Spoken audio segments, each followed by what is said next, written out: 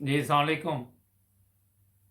ਵਾਲੇਕੁਮ ਸਲਾਮ ਭਾਈਜਾਨ, ਕੀ ਹਾਲ ਚਾਲ ਨੇ? हाँ जी ਸਭ ठीक। ਖੈਰੀਅਤ ਹੈ ਇੱਥੇ? ਤੁਸੀਂ ਸੁਣਾਓ ਕਿਹੜੀ ਜਗ੍ਹਾ ਹੁੰਦੇ ਜੇ? ਭਾਈਜਾਨ ਅਸੀਂ ਸਾਊਦੀ ਅਰਬ ਹੁੰਦੇ ਹਾਂ, ਤੈਬ ਸ਼ਹਿਰ ਦੇ ਵਿੱਚ। ਅੱਛਾ, ਤੇ ਕੀ ਆਪਣਾ ਪਰੇਸ਼ਾਨੀ ਬਣ ਗਈ? ਪਾਕਿਸਤਾਨ ਦਾ ਮਸਲਾ ਬਣਿਆ ਤਾਂ ਕੁਝ ਕਹਿਣਾ ਚਾਹੋਗੇ? ਇਨਸ਼ਾਅੱਲਾ।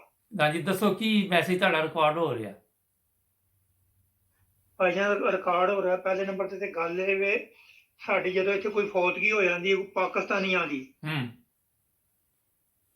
ਤੇ ਭਾਈਜਾਨ ਸਾਡੀ ਲਾਸ਼ ਪਾਕਿਸਤਾਨ ਦੇ ਵਿੱਚ ਨਹੀਂ ਜਾਂਦੀ। ਬੜੀ ਖੱਜਲ ਖਰਾਬ ਹੋ ਕੇ ਲਾਸ਼ ਜਾਂਦੀ ਹੈ। ਇੱਕ ਦਿਨ ਤੇ ਸਾਨੂੰ 15 ਰਿਆਲ ਪੈਂਦੇ ਨੇ, ਪੀਲੇ ਸਾਡੇ ਰੋ ਰੋ ਕੇ ਮਰ ਜਾਂਦੇ ਨੇ।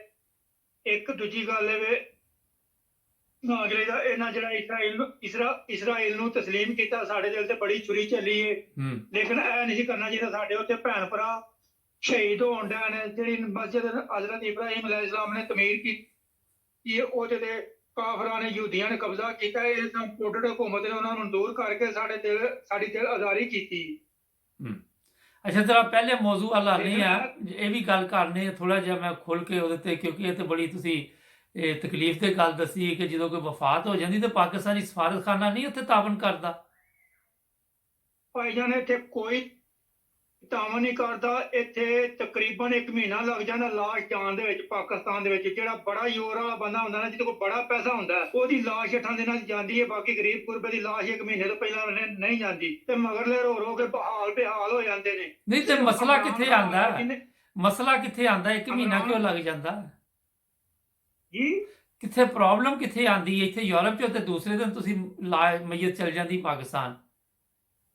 ਨਹੀਂ ਭਾਈਜਾਨ, ਇੱਥੇ ਅਰਬਾਂ ਦੇ ਵਿੱਚ ਨਹੀਂ ਜਾਂਦੀ। ਅਰਬਾਂ ਦੇ ਵਿੱਚ ਨਹੀਂ ਜਾਂਦੀ। ਕਾਗਜ਼ ਪਏ ਨੇ ਦਫ਼ਤਰਾਂ ਦੇ ਵਿੱਚ, ਦਿਲ 'ਚ ਮਹੀਨਾ ਪਏ ਨੇ ਤੇ ਮਹੀਨਾ ਪਏ ਨੇ। ਜੇ ਸਾਊਦੀ ਨੇ ਆ ਕੇ ਚੈੱਕ ਕਰਨੇ ਨੇ, ਮਹੀਨੇ ਬਾਅਦ ਉਹ ਚੈੱਕ ਕਰ ਲਵੇ, ਭਾਵੇਂ ਘੰਟੇ ਬਾਅਦੋਂ ਕਰ ਲਵੇ, ਭਾਵੇਂ 10 ਦਿਨਾਂ ਬਾਅਦੋਂ ਕਰ ਲਵੇ, ਉਹ ਸਾਡੇ ਨਸੀਬ ਨੇ। ਨਹੀਂ ਤੇ ਉਹਦੇ 'ਚ ਪਾਕਿਸਤਾਨੀ ਹੁਣ ਕੀ ਕਰ ਸਕਦੇ? ਜਦੋਂ ਸਾਊਦੀ ਅਰਬੀਆਂ ਦੇ ਹੱਥ 'ਚ ਸਾਰਾ ਕੁਝ ਤੇ ਹੁਣ ਉੱਥੇ ਪਾਕਿਸਤਾਨੀ ਕੀ ਕਰੇ? ਜਾਂ ਤੇ ਉਹ ਸਫਾਰਤਖਾਨੇ ਵਾਲੇ ਰਾਬਤਾ ਕਾਇਮ ਕਰਨ ਉਹਨਾਂ ਅਰਬੀਆਂ ਦੇ ਨਾਲ। ਭਾਈਜਾਨ ਭਾਈਜਾਨ ਮੇਰੀ ਗੱਲ ਮੁਕੰਮਲ ਹੋਣ ਤੇ ਤੁਹਾਨੂੰ ਸਮਝ ਲੱਗ ਜਾਏਗੀ। ਜਿਹੜਾ ਸਾਡਾ ਵਜ਼ੀਰ ਆਜ਼ਮ ਹੈ, ਉਹ ਸਫਾਰਤਖਾਨੇ ਤੇ ਜ਼ੋਰ ਪਾਏ, ਸਫਾਰਤਖਾਨਾ ਅੱਗੋਂ ਇਹਨਾਂ ਦੇ ਅਮਲੇ ਤੇ ਜ਼ੋਰ ਪਾਏ, ਫਿਰ ਸਾਡੀ ਲਾਸ਼ ਜਾਂਦੀ। ਹੂੰ। ਸਹੀ ਹੈ। ਹੋਰ ਸਾਨੂੰ ਕੋਈ ਬੰਦਾ ਪੁੱਛਦਾ ਦੱਸਦਾ ਕੋਈ ਨਹੀਂ ਇੱਥੇ। ਲੇਕਿਨ ਜਦੋਂ ਅਸੀਂ ਪੈਸੇ ਘਲਾਉਂਦੇ ਹਾਂ, ਸਾਡੇ ਟੈਕਸ ਕੱਟੇ ਜਾਂਦੇ ਨੇ। ਪਾਕਿਸਤਾਨ ਵੀ ਕੱਟੇ ਜਾਂਦੇ ਨੇ, ਇੱਥੇ ਵੀ ਕੱਟੇ ਜਾਂਦੇ ਨੇ ਸਾਡੇ ਪੈਸੇ ਦੇ ਵਿੱਚੋਂ ਟੈਕਸ। ਲੇਕਿਨ ਅਸੀਂ ਟੈਕਸ ਵੀ ਦਿੰਦੇ ਹਾਂ।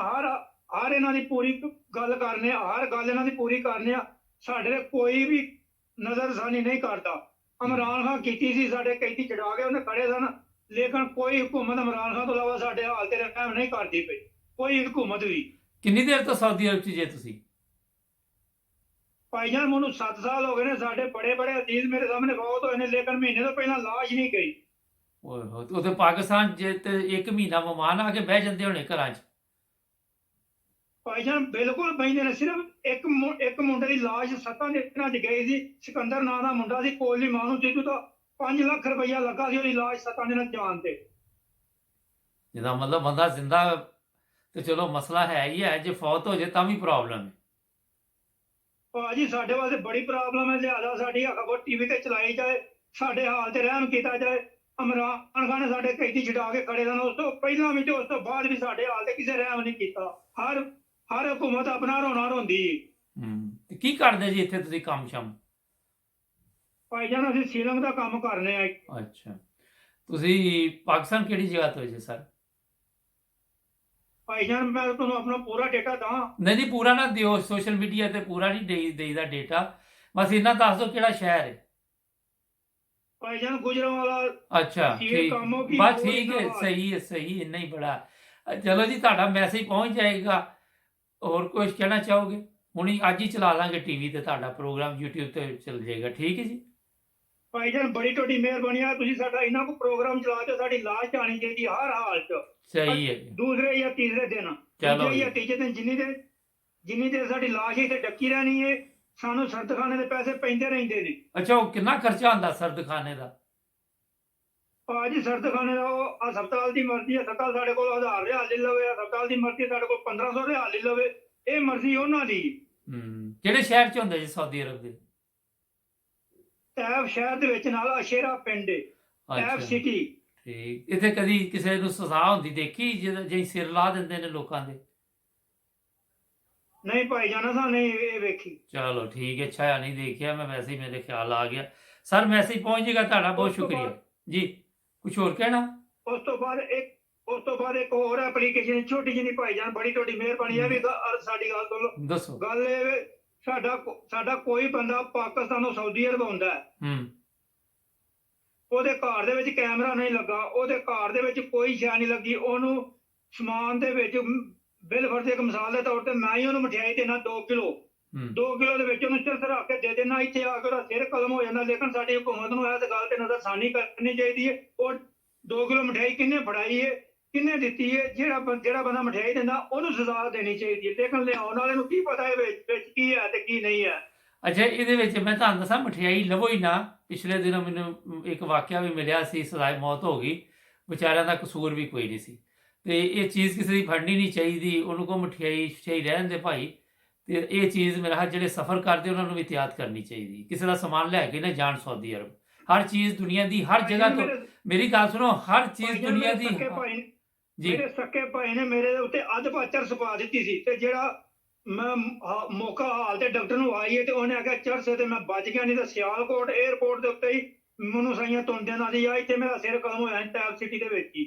ਉਹ ਕਹਿੰਦੀ ਪਾਤੀ ਚਰਸ ਕਹੀ ਅਗਲੇ ਦਵਾਈਆਂ ਦਾ ਡੱਬਾ ਨਹੀਂ ਸ਼ਰਬਤ ਵਾਲਾ, ਹਾਂ, ਉਹਨੂੰ ਬੜੇ ਅੱਛੇ ਤਰੀਕੇ ਨਾਲ ਪੈਕਿੰਗ ਕਰਕੇ ਕੈਪਸੂਲ ਵਿੱਚ ਭਰ ਕੇ ਡੱਬੇ ਦੇ ਵਿੱਚ ਉਹ ਮੈਨੂੰ ਦਿੱਤੇ ਸਨ ਜੀ, ਇਹ ਦਵਾਈ ਹੈ ਫਲਾਣੇ ਬੰਦੇ ਦੀ ਲੈ ਜਾ। ਤੇ ਉਹ ਮੇਰਾ ਦਿਲ ਧੜਕਣ ਲੱਗ ਪਿਆ। ਮੈਂ ਡਾਕਟਰ ਨੂੰ ਆਇਆ, ਡਾਕਟਰ ਆਖਣ ਲੱਗਾ, ਉਹਨੇ ਕੈਪਸੂਲ ਖੋਲ ਕੇ ਚੈੱਕ ਕੀਤਾ, ਅੱਧਾ ਘੰਟਾ ਸਾਡਾ ਚੈਕਿੰਗ ਤੇ ਲੱਗਿਆ ਉੱਤੇ ਆਪਣੇ ਘਰ। ਫਿਰ ਸਮਾਨ ਜਿਹਨਾਂ ਦਾ ਆਇਆ ਉਹਨਾਂ ਦਾ ਵਾਪਸ ਕੀਤਾ। ਭਾਈ ਜਾਨ ਇਹ ਬੜੀ ਪ੍ਰੋਬਲਮ ਸਾਡੇ ਲੋਕਾਂ ਵਾਸਤੇ ਬਣ ਜਾਂਦੀ ਹੈ। ਅਸੀਂ ਉਹਨੇ ਇੱਥੇ ਕਮਾਈ ਕਰਨ, ਅੱਗੋਂ ਸਾਡੇ ਕੋਲ ਕੋਈ ਬਦਲਾ ਲੈਣ ਵਾਸਤੇ ਚਰਸ ਵਿੱਚ ਰੱਖ ਦਿੰਦਾ, ਕੋਈ ਨਹੀਂ। ਪਰ ਉਹ ਸਕਾ ਭਰਾ ਸੀ, ਉਹਨੇ ਚਰਸ ਤੁਹਾਡੇ ਕਿਉਂ ਸਮਾਜ ਚ ਪਾਤੀ? ਸਕਾ ਭਰਾ ਸੀ ਭਾਈ ਜਾਨ, ਕੁੱਤਾ ਕੁੱਤੇ ਦਾ ਵੈਰੀ ਹੈ। ਕੁੱਤੇ ਨਾ ਕਿਤੇ ਪਾਇਆ। ਅੱਛਾ ਚਲੋ, ਪਰ ਲਾਇੰਦਾ ਨਾ ਕਿਸੇ ਦਾ ਸਮਾਨ ਫੜਨਾ, ਉਹਨੂੰ ਕੋ ਆਪਣਾ ਬੰਦੋਬਸਤ ਹੈ, ਠੀਕ ਹੈ। ਤੇ ਉਹ ਫਿਰ ਆਪਣਾ ਅਗਰ ਸਾਊਦੀ ਅਰਬ ਪਹੁੰਚ ਜਾਂਦੀ ਤੇ ਸਿਰ ਲੱਥ ਗਿਆ ਸੀ। ਇਨਸ਼ਾਅੱਲਾ ਲੈ ਜਾਣਾ ਹਰ ਹਾਲ ਚ। ਚਲੋ ਠੀਕ ਹੈ, ਬੜੀ ਮਿਹਰਬਾਨੀ ਸਰ, ਇਨਸ਼ਾਅੱਲਾ, ਬੜੀ ਮਿਹਰਬਾਨੀ, ਥੈਂਕ ਯੂ ਜੀ, ਸ਼ੁਕਰੀਆ। ਭਾਈ ਜਾਨ ਇੱਕ ਅਰਜ਼ੇ ਨਿੱਕੀ ਜੀ, ਅੱਗੋਂ ਵੀ ਜੇ ਮੈਂ ਕਾਲ ਕਰਾਂ ਸਾਡੀ ਕਾਲ ਚੁੱਕ ਲਿਆ। ਹਾਂ ਚੁੱਕਾਂਗੇ ਸਰ, ਤੁਹਾਡਾ ਚੈਨਲ ਤੁਹਾਡੇ ਲਈ ਬਣਾਇਆ, ਆਪਣੇ ਦੋਸਤਾਂ ਨੂੰ ਵੀ ਕਹੋ ਕੋਈ ਮਸਲੇ ਹੋਣ ਸਾਨੂੰ ਫੋਨ ਕਰਨ, ਅਸੀਂ ਉਹਨਾਂ ਦੇ ਨਾਲ ਗੱਲਬਾਤ ਕਰਾਂਗੇ, ਠੀਕ ਹੈ ਸਰ, ਬਹੁਤ ਸ਼ੁਕਰੀਆ। ਭਾਈ ਜਾਨ ਮੈਂ ਤਾਂ ਕਰੋ ਹਰ ਖਬਰ ਮੈਂ ਤਾਂ ਕਰਾਂ, ਲੇਕਿਨ ਖਬਰ ਸਾਡੀ ਅੱਜ ਟੀਵੀ ਤੇ ਚੱਲਦੀ ਕਿ ਮੇਰਾ ਨਾਮ ਦਸਤਾਰ ਹੈ। ਮੈਂ ਤੁਹਾਨੂੰ ਅੱਜ ਹੀ ਚਲਵਾ ਕੇ ਭੇਜ ਦਿਆਂਗਾ, ਠੀਕ ਹੈ ਜੀ, ਮਿਹਰਬਾਨੀ ਭਾਈ ਜਾਨ। ਫਿਰ ਸਾਡੀ ਲਾਸ਼ ਜਿਹੜੀ ਇਹਨਾਂ ਪਹੁੰਚ ਜਾਏਗੀ ਬਾਅਦ ਸਾਡੀ ਲਾਸ਼ ਜਾਣੀ ਚਾਹੀਦੀ ਹੈ ਹਰ ਹਾਲ ਚ। बड़ी मेहरबानी साहब, बहुत शुक्रिया। नाज़रीन, ये बंदा मुझे हंसी इसलिए आई, कहने लगे इंशाअल्लाह लस जानी थी तो कर दें। मकसद ये है कि एहतियात करनी चाहिए, और जो मसाइल इन्होंने बताए हैं ये भी गौर करना चाहिए। बंदा जब वफात पा जाता है, हमारे पाकिस्तान में तो घरों में आगे बैठ जाते हैं महीना, उनका भी बेड़ा गर्क हो जाता है, खाने खिला के महंगाई का दौर है। तो इस तरह तवज्जो देनी चाहिए। जुड़े रहे हमारे साथ, सब्सक्राइब करें।